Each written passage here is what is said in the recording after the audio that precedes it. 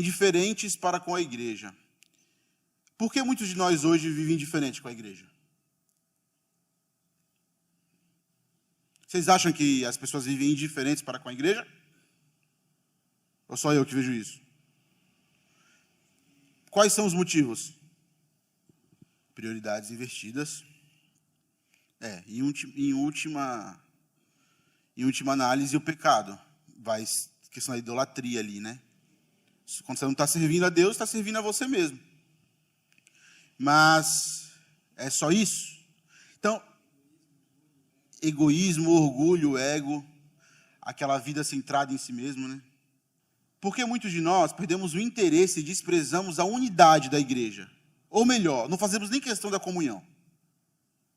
Por que nós simplesmente desprezamos a comunhão e achamos que ela não é importante? Não, eu sinceramente, às vezes eu vejo as pessoas assim, vocês percebem a dificuldade, prestem atenção, gente, a dificuldade que hoje existe de jovem largar essa fase de mocidade e se relacionar com os mais velhos. Como se a fonte da unidade fosse ter papo, ter conversa. É um clube agora isso aqui. Tem pessoas que pegaram averso pela comunhão cristã. Aversão. Pegaram aversão. Numa atitude idólatra, egoísta.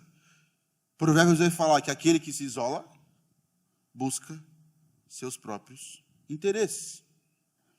Por que muitos de nós não querem ter nem comunhão com irmãos específicos? A diferença. A Juliana foi cirúrgica. Porque é exatamente o que Paulo fala. Estava acontecendo na igreja de Éfeso. Tinha judeus e gentios. E ele fala que Jesus derrubou a barreira da indiferença. E nós somos tão presunçosos, que nós achamos que podemos escolher com quem a gente vai ter comunhão. A igreja é sua agora. O sentimento é de indignação mesmo. De indignação.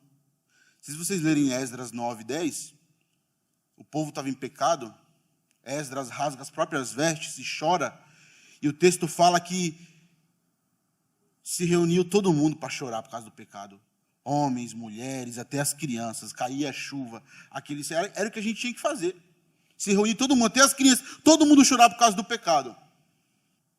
Da onde surgiu a ideia que se vive o cristianismo sendo indiferente com a igreja? Não tem como. A vida na igreja é o pulmão da vida cristã. Mas o pastor é assim, o conselho é assim, o diácono. Você percebe que as pessoas na fala, elas revelam que elas queriam que tudo em volta dela na igreja servisse a ela.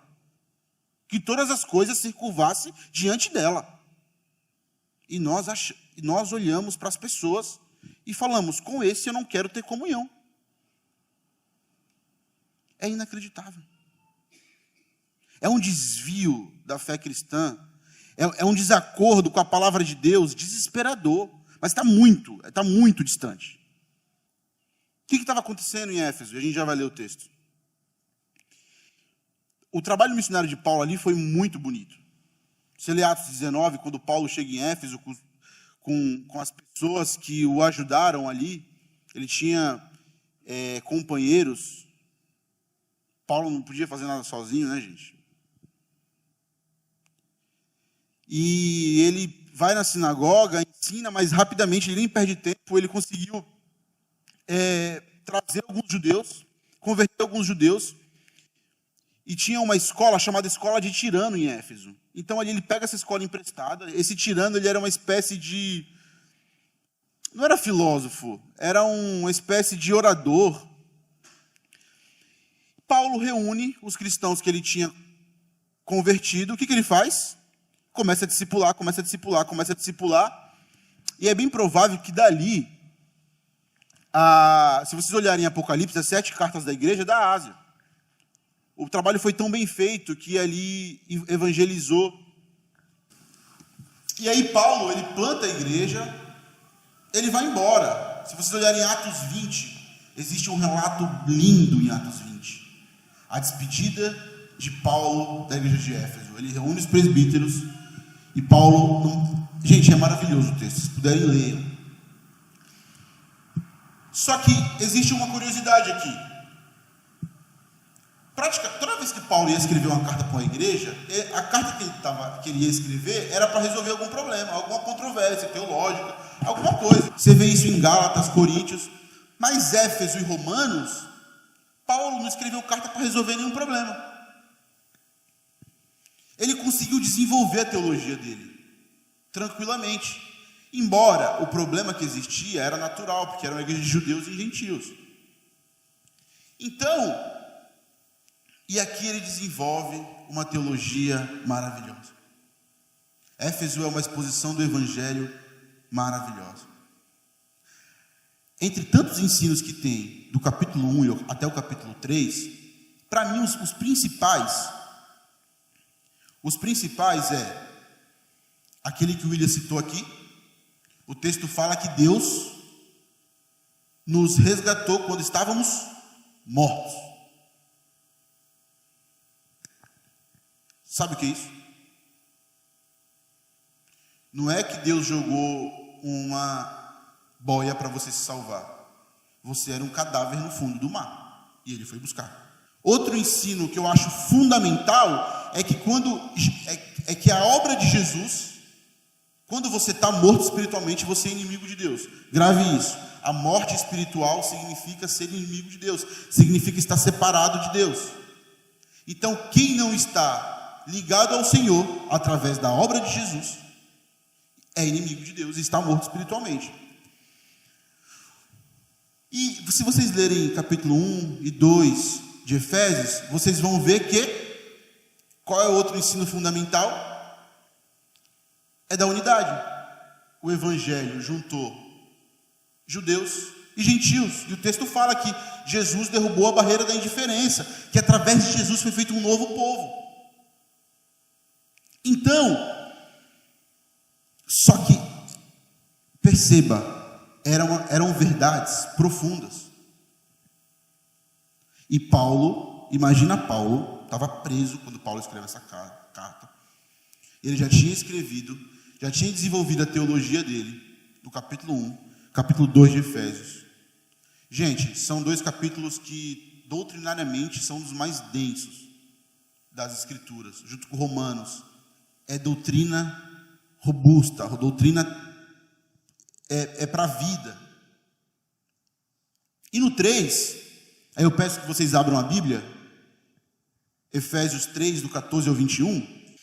Por esta causa, me ponho de joelhos diante do Pai, de quem toma o nome toda a família, tanto no céu como sobre a terra, para que, segundo a riqueza da sua glória, vos conceda que sejais fortalecidos com poder, mediante o seu Espírito, no homem interior. 17. E assim habite Cristo no vosso coração pela fé, estando vós enraigados e alicerçados em amor, a fim de poderes compreender com todos os santos qual é a largura e o comprimento, e a altura e a profundidade, e conhecer o amor de Cristo, que excede todo entendimento, para que sejais tomados de toda a plenitude de Deus. Ora, aquele que é poderoso para fazer infinitamente mais do que tudo quanto pedimos ou pensamos, conforme o seu poder que opera em nós. 21. E a ele seja a glória na igreja e em Cristo Jesus, por todas as gerações, para todos sempre. Amém. Então, Paulo, depois que explica a doutrina, ele fala: por esta razão me coloco de joelho. Imagina você, Paulo está lá, com a pena, com o pergaminho na frente dele, escrevendo. Acho que ele pensa assim: cara, isso aqui é muito profundo para esse povo entender. Aí ele pega a pena, coloca de lado e se ajoelha. Ele fala: por esta razão ajoelho-me diante do Pai. Hernando Dias Lopes fala que essa foi a oração mais ousada da história. Algo que é difícil de um homem pensar e até orar e certamente viver. Os judeus tinham hábito de orar em pé, com as mãos para os altos, com as mãos para cima. Paulo se coloca de joelho num ato de humilhação, num ato de humildade. Paulo sabia que entender e viver aquilo que estava sendo ensinado precisava mais do que um bom intelecto. E aqui tem algo muito importante para a gente. A fé que é vivida na igreja, o evangelho que é vivido na igreja, depende do poder do Senhor. Pode ser a pessoa mais inteligente do mundo, pode ser o maior intelecto que existe. Depende do poder do Senhor. Paulo começa a clamar para que as pessoas conseguissem compreender que as coisas que ele estava falando não eram coisas que se entendia sem ação poderosa. Ou melhor, não eram coisas que você podia compreender e viver sem ação poderosa de Deus. Só que é algo tão profundo, é algo tão poderoso, que ele precisou se humilhar. Veja, um papel de dependência e de impotência. Dependência e impotência. O que nós precisamos para entender esse evangelho que Paulo explica no 1 e o 2, não reside no homem. É algo poderoso demais. É algo espiritual. E nós estamos o tempo todo racionalizando a fé. O tempo todo racionalizando a fé. E Paulo ele começa a mostrar que as questões que envolvia evangelho, envolvia igreja, envolvia unidade, não era uma questão meramente humana. Porque quando você fala da unidade na escola, a sala de aula unida, na faculdade, no trabalho, você fala de poder de Deus? É isso que Paulo, ele se humilha e fala: eu preciso orar por vocês. E ele fala: por essa razão me ajoelho diante do Pai, do qual recebe o nome de toda a família no céu e na terra. Veja que agora ele fala de um Pai. Irmãos, pessoas que nasceram de novo e são indiferentes à igreja, são pessoas que estão virando as costas para a própria família. A indiferença para com a igreja revela um virar de costas para Deus, que é o pai da família, e para a família da fé, do qual recebe toda a família nos céus e na terra. Só que essa família, gente, preste bem atenção, nós não estamos falando de um grupo social. A igreja não é um grupo social. A igreja não pode ser tratada como os demais grupos aí de fora. Sabe por que eu estou falando isso? No capítulo 2, você vai ver que o povo, a igreja, ela é formada a partir do sangue de Jesus. E as pessoas tratam a igreja como um grupo social, como ela trata o povo da sua escola, da sua faculdade, do seu trabalho, da sua família, seus amigos. Não. Isso aqui não é um grupo social. Isso aqui é a família de Deus. E essa família foi gerada por judeus e gentios, e nós entramos na categoria gentios, que estavam com os seus corpos mortos no fundo do mar. Deus foi lá, buscou, resgatou. Deu-nos vida através do sangue de Jesus. Essa família é formada por pessoas que foram ressuscitadas pelo poder do evangelho. Quem criou essa família foi o sangue de Jesus. O pai da família é Deus. E as pessoas cismam em virar as costas para a família de Deus, consequentemente virando as costas para o próprio Deus. E aí Paulo ele ora e pede 4 coisas. Ele já se colocou de joelho, já largou o pincel, já largou a pena, jogou o pergaminho de lado e ele se ajoelha. Imagina Paulo se ajoelhando na prisão, basicamente isso, para orar pelos efésios. Porque a gente não está lidando com questões sociais, com política, com ciência. A gente não está lidando com as matérias da faculdade, com as demandas do trabalho. A gente está lidando com coisas espirituais, coisas poderosas, que tinha criado um povo. E as pessoas não entendem que estar na igreja é estar relacionado a algo poderoso. Mas as pessoas, quando falam igreja, ainda pensam no prédio, nos bancos. Ah, não vou hoje porque, sei lá, tô de saco cheio, tô do irmão, o ar-condicionado está muito gelado, estou passando frio, né? Gente, teve igreja que a pandemia acabou e passou meses e meses e meses e meses fechada. Se alimenta do quê? E vou afirmar para vocês biblicamente, está todo mundo fraco espiritualmente. Do pastor ao último membro. A igreja não fecha as portas. E o povo nem acha ruim. Vai achar ruim.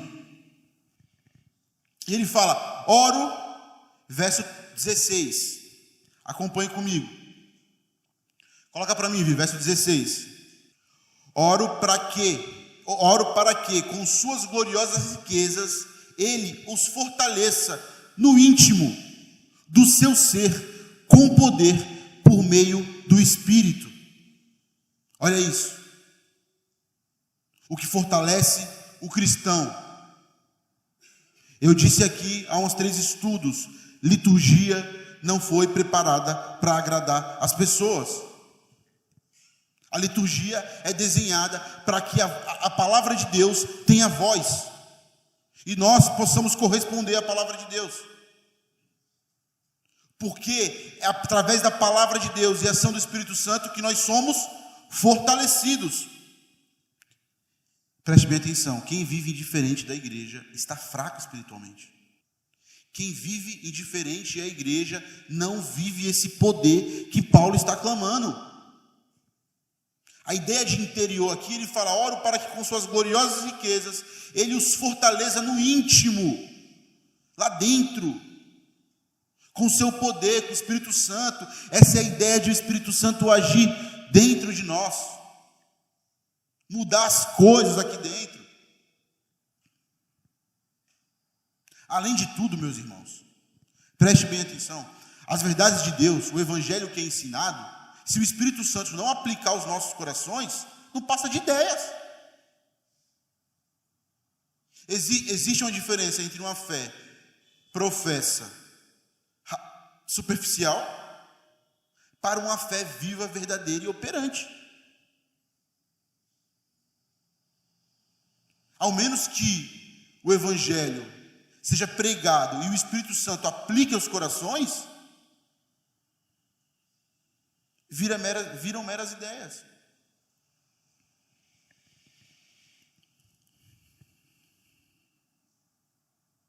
Agora, perceba como que pessoas indiferentes vão viver essa ação diferentes da igreja, distantes da igreja, distante do povo de Deus, vai viver essa manifestação miraculosa do poder de Deus. Não vive. Não vive. A igreja é o meio pelo qual Deus decidiu edificar o seu povo. Efésios 2. Não vive. E isso é avivamento. É avivamento, é o Espírito Santo agindo de forma poderosa no coração. Paulo está falando, eu oro para que o Espírito Santo fortaleça vocês com poder. Isso não significa, gente, manifestação de línguas, de dons, o que prega bem, o que canta bem, não significa nada disso. Não significa nada disso. Se você ler Ezequiel 37, Vale de Ossos Secos, que era uma visão que mostrava a situação espiritual do povo de Deus, só houve vida no Vale de Ossos Secos com a ação poderosa do Espírito Santo.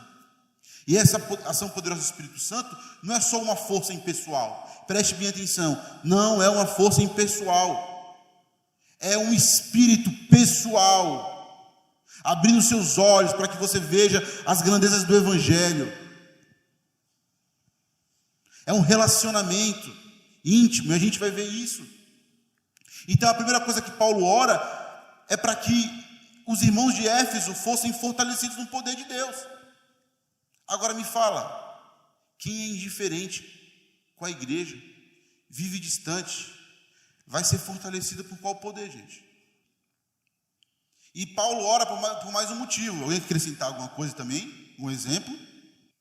E ele ora também para que Cristo, olha o que ele fala, para que Cristo habite em seus corações mediante a fé. E oro para que vocês, arraigados e alicerçados em amor. Meus irmãos, ele usa alicerce e usa enraizados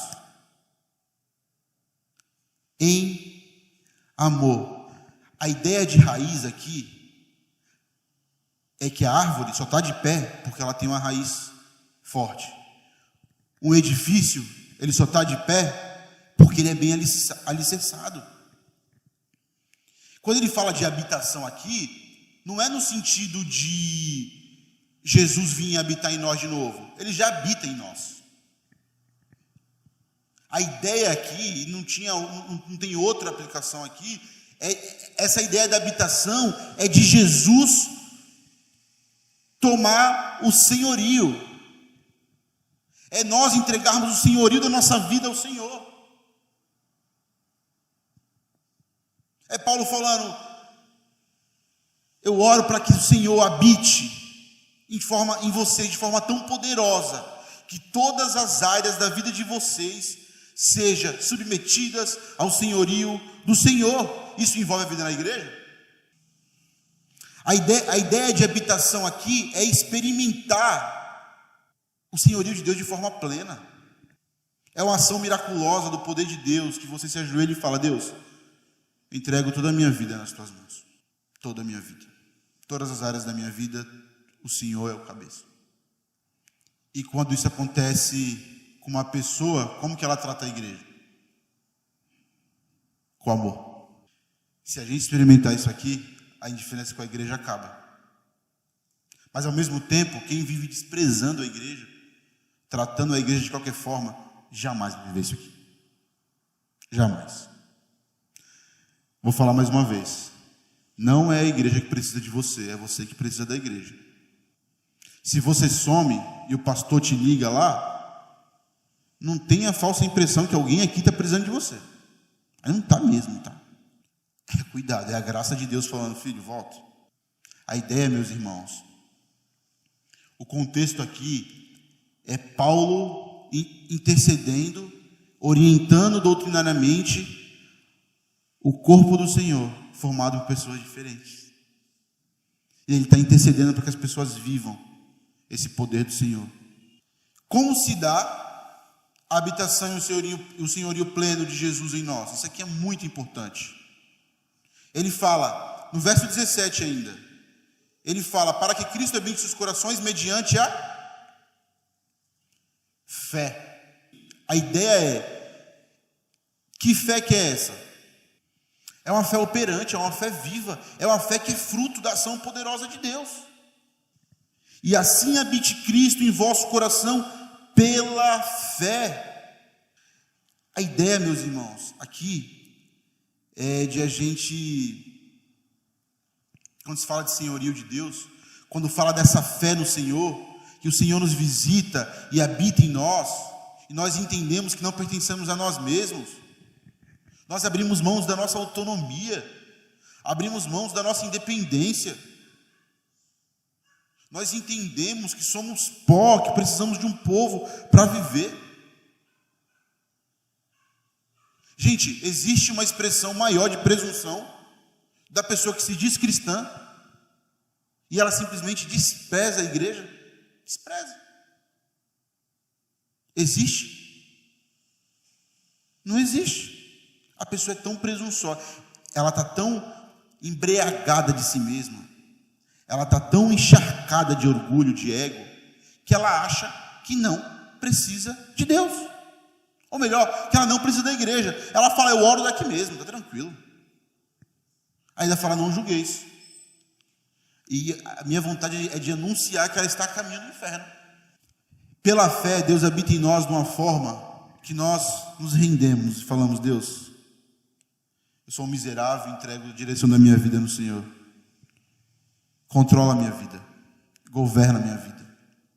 E isso implica, irmãos, em estar na igreja. Perceba que os mandamentos a respeito da fé cristã, os princípios expostos no Novo Testamento, eles não podem ser vividos de forma isolada. Não pode. A fé cristã é desenvolvida no seio da igreja. Ainda no 17, e ele diz, ainda no 17, oro para que vocês, arraigados e alicerçados em amor, possam juntamente com, verso 18, oro para que vocês, arraigados e alicerçados em amor, possam juntamente com todos os santos, eu precisava falar mais nada, juntamente com todos os santos.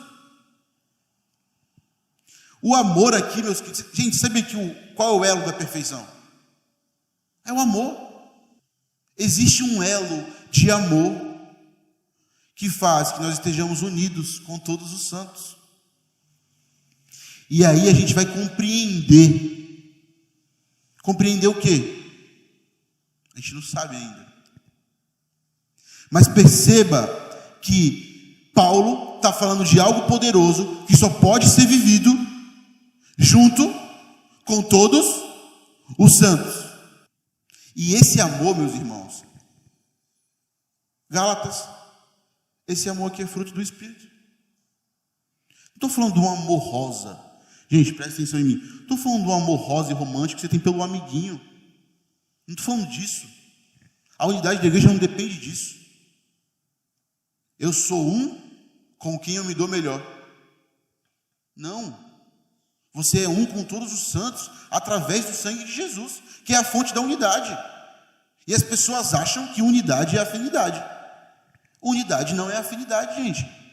Da mesma forma que eu sou um com amigos de infância, crentes da minha igreja, eu sou um com irmãos em Cristo que eu conheci há 15 dias. Não tem a ver com afinidade. Oro para que vocês, arraigados e alicerçados em amor, que é um fruto da ação do Espírito, juntamente com todos os santos, compreendam a largura, o comprimento, a altura e a profundidade. A gente está no 18 agora. Depois que ele explica a necessidade dessa unidade, enraizada no amor, veja, é um amor mútuo, é o amor que é fruto do Espírito, causada pela ação do Espírito, ele faz mais um pedido. Eu oro para que vocês compreendam a largura, o comprimento e a altura e a profundidade. Do que, gente? Pelo amor de Deus. Quem sabe do que Paulo está falando? No 18 ele mostra que ele ora para a gente compreender algo. Certo?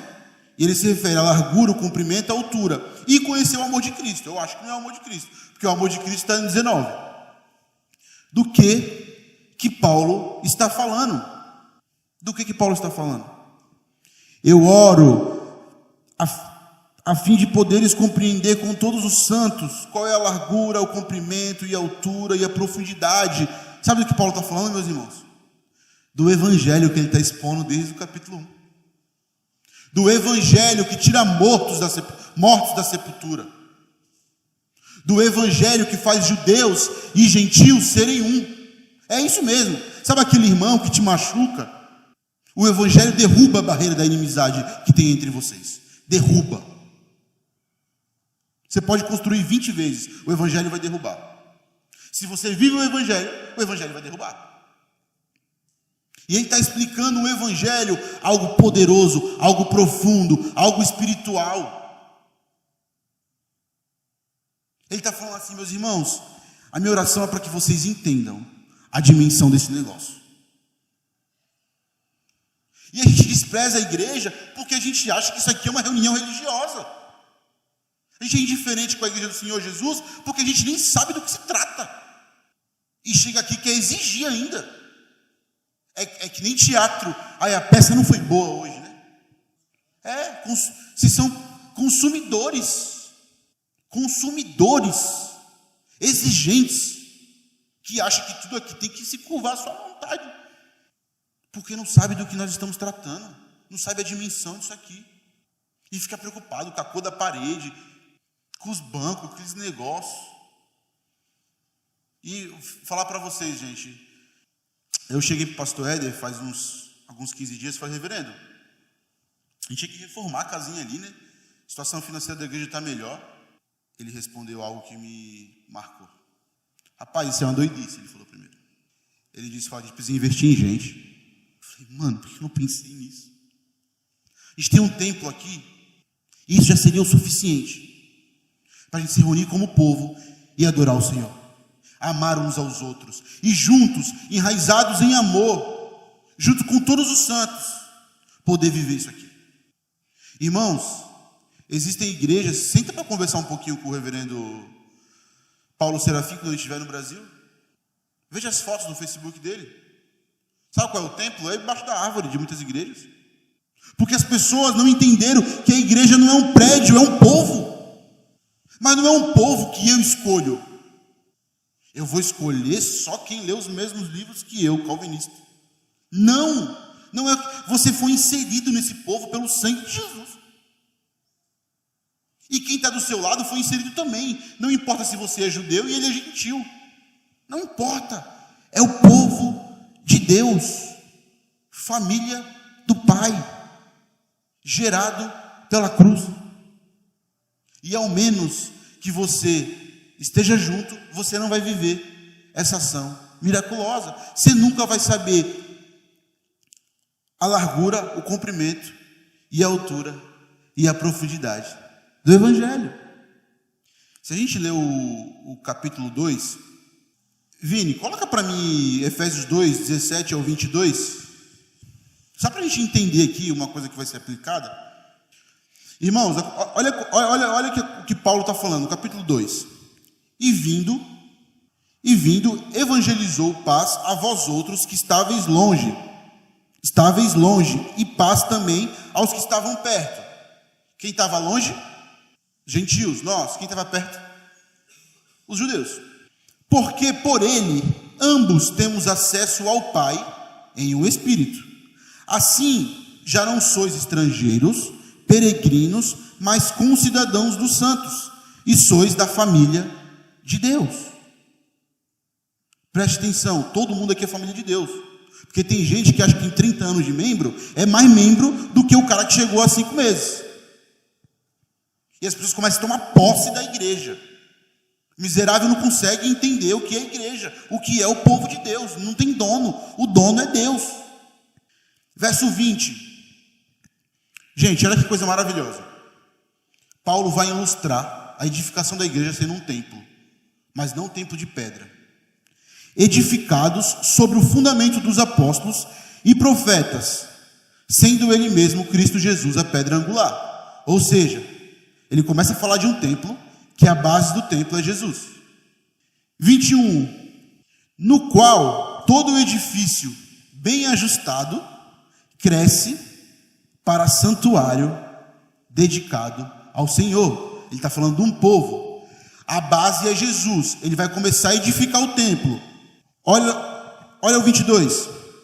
No qual também vós juntamente estáis sendo edificado para a habitação de Deus, do Espírito. Sabe qual é a ideia aqui? O povo de Deus vira um santuário que Deus habita, derrama poder. Mas ele é edificado com judeus e gentios. Você só pode ser edificado se você estiver junto daquele irmão que você tem indiferença. Você não tem opção. Ou se arrepende ou some. Ponto. É isso que acontece em Mateus 18. Está em pecado? confronta, testemunha. Gente, chega uma hora que a pessoa não entende que isso aqui é um povo de Deus, que é Deus que dita as regras, não quer abandonar o pecado, some. A própria igreja exclui do povo de Deus. Não entendeu? Não é você que escolhe quem está do seu lado na igreja. É Deus que escolhe. E muito da indiferença que a igreja ela se dá, sabe por quê? Porque muitos não querem vir aqui para não olhar para a cara de muitos irmãos. O cara se acha melhor do que os outros. Miserável, pecador, desgraçado, se acha melhor do que os outros. Resumindo, as grandezas do evangelho que Paulo fala aqui, da largura, ela só pode ser compreendida na comunhão dos santos, na comunhão da igreja.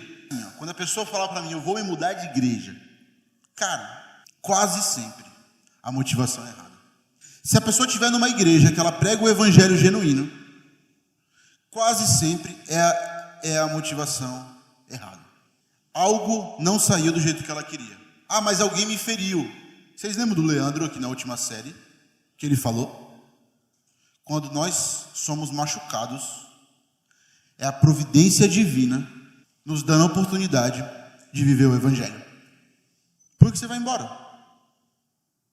Quando você é machucado por alguém, não é um convite para você ir embora, é um convite para você perdoar, amar e servir aquela pessoa. Aí perceba, quando você constrange quem te machucou com o evangelho e com a graça, essa pessoa é constrangida pelo evangelho e, olha, ambos estão sendo edificados, transformados. É mais fácil fugir, sabe? Gente, eu escutei há pouco tempo, uma pessoa falou para mim que estava distante, porque os jovens não estavam se reunindo para comer pizza. Ou quando ela fala que é excluída também. Não, e é aquilo, né? Nós estamos aqui todo mundo. Aí os 4 de trás ali, ó, os 2 lá, o Felipe e o Vitor. Eles saíram os 2 para comer uma pizza. Se eles não chamarem ninguém... Ai, e a comunhão, a unidade? Isso não tem nada a ver, gente. Isso é afinidade. Ele sai com quem ele quiser. Já estão fazendo panelinha. Gente, quem reclama de panelinha são pessoas que gostam de ser vistas, notadas e lembradas e paparicadas. Porque se você estiver cheio do evangelho, as pessoas não vão nem te notar e você não está nem aí. Porque a vida não é sobre você, é sobre Jesus. Humildade cristã, egos transformados, leiam, Tim Keller. A humildade cristã dá um passo atrás e falar, quem disse que a pessoa tem que lembrar de mim? Quem disse que eu tenho que ser lembrado? Quem disse que eu tenho que ser chamado? Quem disse que ela tem a obrigação de lembrar de mim? E as pessoas acham, aí elas pegam o que seria a comunhão, a unidade, que é isso que a gente está falando, um povo diferente, uma unidade formada por Jesus, para que nós nos juntemos e sirvamos a Deus. Ela transforma isso num clube, quer que as pessoas sirvam a ela, e quem não serve ela chama de panela. Ah, eu vou mudar de igreja. Some, pelo amor de Deus. Ela revela o coração. Quando a pessoa fala, tem que ter panela, eu vou mudar de igreja, ela revela um coração encharcado de si mesmo. 19. Deixa eu voltar aqui, que eu já me perdi. Gente, desculpa às vezes o tom um pouco mais incisiva, porque se a gente perder a capacidade de se indignar, cara, ou cultura egocêntrica, e em última análise, ou cultura diabólica, todo mundo quer ser agradado. E só tem um culpado pelos problemas da igreja, o pastor, olha, o único pecador da igreja. Gente, as cartas eram lidas para todo o povo. Deus cobrava todo o povo, não era o pastor não é sacerdote, não. Existe uma responsabilidade humana, do pastor até o último membro. O pastor é o cara que se dedica e que ensina a palavra. Tem cultura que você pode trocar o pastor 10 vezes, mas os membros são tão tolos que não vai mudar nunca, gente. A ideia aqui é chamar a gente para a responsabilidade. A gente cobra. Ah, não faz isso porque o conselho não faz isso, não faz isso porque o pastor não faz isso. E está sempre apontando, não consegue servir ninguém. E a culpa, o pastor é assim, o conselho não me ligou. Mano. Gente, vamos seguir. Ainda no verso 19, ele faz mais um pedido, se vocês olharem aí, ó. Para conhecer o amor de Cristo, que excede todo entendimento, para que sejais tomados de toda a plenitude de Deus. Isso aqui é simples. O verbo grego aqui, conhecer, não é conhecer de saber. Não é de informação, é conhecer de experimentar. Sabe o que Paulo está falando? Eu oro para que vocês tenham experiência com o próprio Jesus. Para que no momento de oração, momento de devoção, momento de quebrantamento, Jesus Cristo os visite. Ele está falando, eu oro para que vocês compreendam o que não pode ser compreendido. Não com as faculdades intelectuais, mas pode ser experimentado. É aquele momento que você sozinho abre sua Bíblia e o Senhor Jesus se revela. E perceba que quando a igreja se une para adorar, para cultuar, pode ter uma irmãzinha ali, lá no fundo, com a terceira série, que aprendeu a ler, lendo a Bíblia. E pode ter aqui na frente um médico letrado, na hora que a comunhão dos santos tiver experiência com Jesus, vai ser para a senhorinha e vai ser para o médico aqui. Eu oro para que vocês conheçam, mas não conheçam de informação, para que vocês se relacionem e que vocês experimentem Cristo Jesus. Olha a oração de Paulo. Perceba que Paulo, ele orou, pediu um monte de coisa, nenhuma dessas coisas o homem podia fazer. O que o homem precisa fazer, sabe o que é? Está inserido no povo de Deus. E as pessoas insistem que elas podem servir a Deus distante da igreja. Igual essa moça falou para mim hoje. Agora vai acabar a faculdade, eu vou começar a ir. Não vai. Não vai, não é sobre tempo. É sobre prioridade, é sobre o coração. O que Paulo está falando é que esse amor de Jesus aqui, ele é algo tão grande, tão poderoso, que ele não pode ser compreendido através da questão intelectual. Não pode. Meus irmãos, existem pessoas que morreram, que conheceram toda a Bíblia, e morreu sem Deus, ateus. Porque o conhecer aqui, não é conhecer de ler, é conhecer de experimentar. Por isso que aqui não é um círculo social, repito, como todos os outros. Isso aqui é um povo que experimenta a ação miraculosa do poder de Deus. Quem é indiferente à igreja nunca vai experimentar esse amor. Nunca vai conhecer esse amor experimental. Ninguém que não esteja unido ao povo de Deus, levando a comunhão dos santos a sério, vai experimentar esse amor de Jesus. Ninguém. Pode fazer teologia, pode conhecer o grego, pode conhecer o hebraico, o aramaico. Ninguém. E ele termina, ele fala, no 19 ainda, e conheceu o amor de Cristo que excede todo entendimento, para que sejais tomados de toda a plenitude. Por que ele fala de plenitude de Deus? Porque a plenitude de Deus, ela se revela através da pessoa de Jesus. Ao menos que você esteja inserido no povo de Deus e conheça esse amor experimental, você não vive a plenitude de Deus. E uma coisa interessante, gente, vocês lembram do senhorio, da habitação, que significa senhorio? A ideia aqui é que quando você vive esse amor, você experimenta esse amor de Jesus, ali é estabelecido o governo de Deus. Preste bem atenção. Lembra do começo? Paulo ora pela habitação de Jesus em nós, mas não habitação porque nós já somos habitações de Deus, habitações do Senhor. Ele não está falando disso, ele está falando da habitação de senhorio. Quando você entrega todas as áreas da sua vida para Jesus. Olha como o texto bíblico ele vai sendo amarrado. Esse amor experimental, quando ele chega na nossa vida, ali é estabelecido o governo de Deus. Pessoas indiferentes à igreja que não vivem esse amor experimental, logo não estão sendo governadas por Deus no sentido de se submeter às verdades do Senhor. Vocês entendem?